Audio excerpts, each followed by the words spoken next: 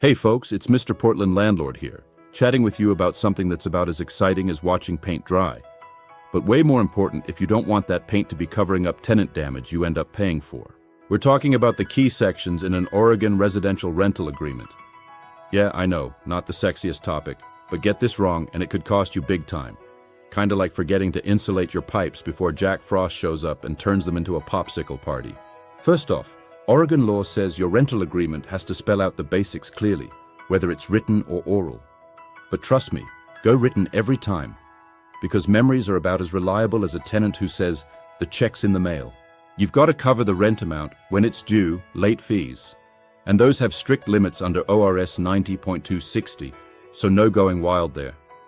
Who pays utilities if they're shared, and rules for how the property gets used. No turning your quiet duplex into a rock band rehearsal space, folks. Then there's security deposits.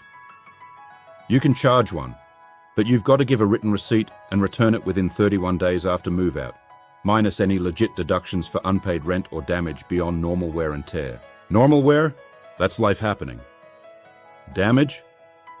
That's when your tenant decides to test if the walls are bulletproof. Maintenance is next. You as landlord keep it habitable and safe. Tenant keeps it clean and doesn't trash the place. Simple division of labor, right? But spell it out, or you'll be arguing over who forgot to change that furnace filter. Rent increases?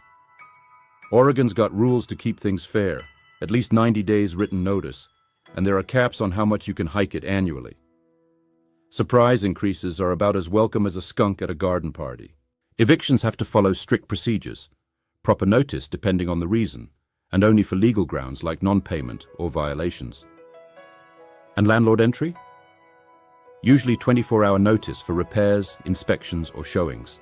Look, nailing these sections keeps everything fair, legal, and drama-free. For way more details and practical tips, check out the full article in the description below. It's got all the references and deeper dives. Oh, and one dad joke before I go. Why did the rental agreement go to therapy? It had too many unresolved clauses. So, what's one section of the rental agreement you've had questions about lately? Drop it in the comments. Let's chat about it. Hey, if you're a Portland area landlord, come join the community over at www.paroa.org. We've got education, forums, networking, and we fight for your rights at the legislature. And for owners in the Portland Metro or Central Oregon looking for hassle-free management, check out the pros at www.nwrpm.com.